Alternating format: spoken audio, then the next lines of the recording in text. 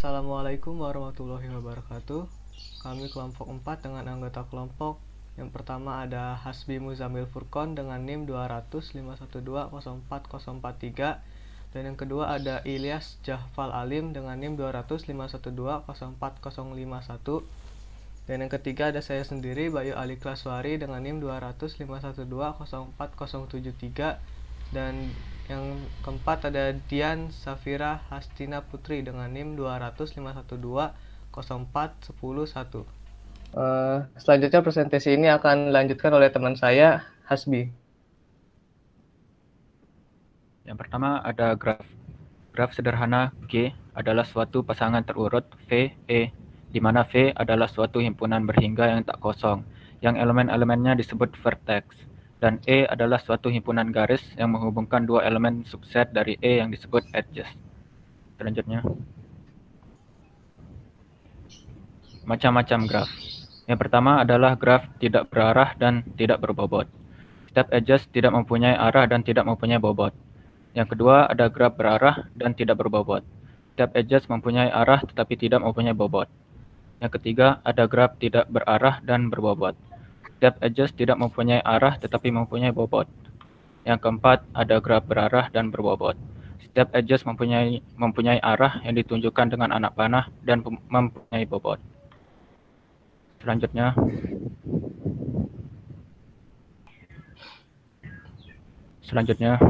ada lintasan. Lintasan yang panjangnya n dari simpul awal V0 ke simpul tujuan Vn di dalam graf G ialah barisan berselang-seling simpul-simpul dan sisi-sisi yang berbentuk V0, E1, V1, E2, V2 sampai dengan Vn-1, In, Vn sedemikian sehingga E1 sama dengan V0, V1, E2 sama dengan V1, V2, In sama dengan Vn-1, Vn adalah sisi-sisi dari graf G. Jika graf yang ditinjau merupakan graf sederhana, maka lintasan cukup dituliskan sebagai barisan simpul V0, V1, V2 sampai dengan Vn-1, Vn.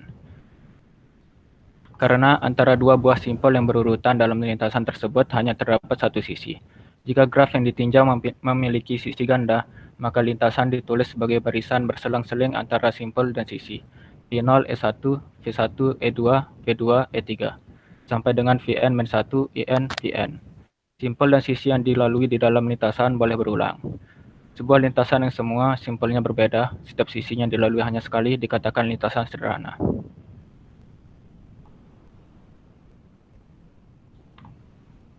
Dan selanjutnya akan dijelaskan oleh teman saya. Oke, boleh next.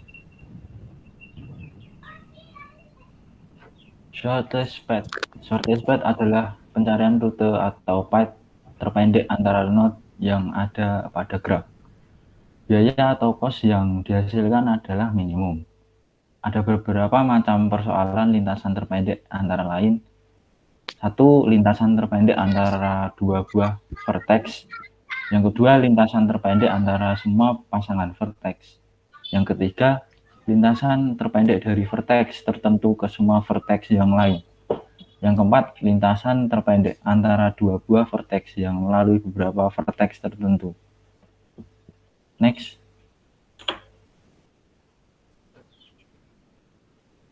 Dalam penyelesaian teori graf, dalam penentuan jalur lintasan terpendek dibutuhkan suatu algoritma untuk menyelesaikannya. Terdapat banyak algoritma dalam penyelesaian masalah pencarian lintasan terpendek seperti algoritma Dijkstra, Bellman-Ford, A-star, Ford, exhaustive search, dan sebagainya. Next. Metode, definisi metode adalah urutan langkah-langkah logis penyelesaian masalah yang disusun secara sistematis dan logis. Karena itu, suatu metode harus dinyatakan dalam bentuk yang dapat dimengerti oleh pemroses. Jadi, suatu pemroses harus pertama mengerti setiap langkah dalam metode, kedua mengerjakan operasi yang bersesuaian dengan langkah tersebut, yang ketiga mekanisme pelaksanaan metode oleh pemroses. Selanjutnya akan dilanjutkan oleh teman saya, Dian. Metode atau algoritma yang bisa digunakan untuk menyelesaikan persoalan surface map adalah yang pertama, metode exhaustive search, yang kedua, algoritma Dijkstra, yang ketiga, algoritma Bellman-Ford, yang keempat, algoritma A*STAR, yang kelima, algoritma Warshall, yang keenam, algoritma Johnson, yang ketujuh, algoritma Peterby.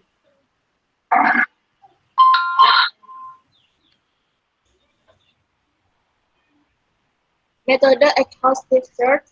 Exhaustive search merupakan teknik pencarian solusi secara brute force pada masalah yang melibatkan pencarian elemen dengan sifat khusus. Biasanya di antara objek-objek kombinatorik seperti permutasi, kombinasi, atau himpunan bagian dari sebuah himpunan. Strategi pemecahan masalah adalah sebagai berikut. A. Menyebutkan enumerasi dari daftar list di setiap kemungkinan solusi secara sistematis. B. Mengevaluasi di setiap kemungkinan solusi satu persatu. Kemungkinan beberapa solusi yang tidak layak bisa saja muncul. Dan simpan solusi terbaik yang ditemukan sampai proses terakhir. C. Bila pencarian berakhir, tampilkan solusi terbaik. D. Membutuhkan waktu dan sumber daya yang besar dalam mencari suatu solusi. Metode exhaustive search, persoalan rute terpendek tidak lain adalah menemukan sirkuit Hamilton dengan bobot minimum. Metode exhaustive search untuk persoalan rute terpendek ini adalah A. Enumerasikan list semua sirkuit Hamilton dari graf lengkap dengan n buah simpul. B. Hitung evaluasi bobot setiap sirkuit Hamilton yang ditemukan pada langkah. C. Pilih sirkuit Hamilton yang mempunyai bobot terkecil, misalkan simpul A adalah kota tempat dimulainya perjalanan atau starting city. Meskipun metode exhaustive secara teoritis menghasilkan solusi, namun waktu atau sumber daya yang dibutuhkan dalam pencarian solusinya sangat besar. Meskipun metode exhaustive search tidak mampus, namun nilai plusnya terletak pada keberhasilan yang selalu menemukan solusi jika diberikan waktu yang cukup. Selanjutnya akan dipresentasikan oleh teman saya. Contoh persoalan travel sales person problem dapat ditunjukkan pada gambar di bawah ini. Jadi ada titik A ke B itu dengan bobot 12, B ke C bobot 8, C ke D bobotnya 15, D ke A itu bobotnya 10. Terus dari A ke C bobotnya 5 dan B ke D bobotnya 9. Graf yang memiliki lintasan Hamilton itu digambarkan dengan gambar yang A. Graf yang memiliki sirkuit Hamilton digambarkan dengan yang di B itu, dan graf yang tidak memiliki lintasan maupun sirkuit Hamilton itu ada di C. Misalkan simpul A adalah kota tempat dimulainya perjalanan, starting city. Enumerasikan semua sirkuit Hamilton seperti tabel di bawah.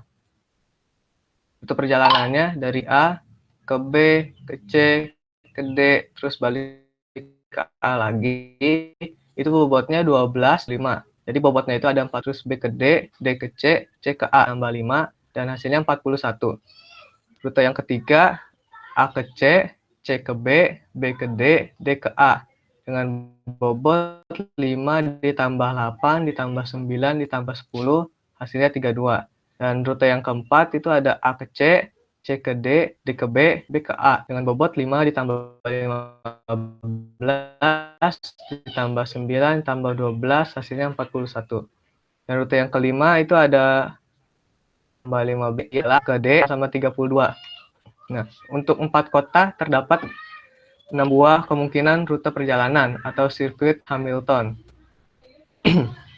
Rute perjalanan terpendek adalah AC-BDA atau AD-BCA dengan bobot 32. Karena perjalanan berawal dan berakhir pada simpul yang sama, maka untuk N buah simpul semua rute perjalanan yang mungkin dibangkitkan dengan permutasi dari N-1 buah simpul.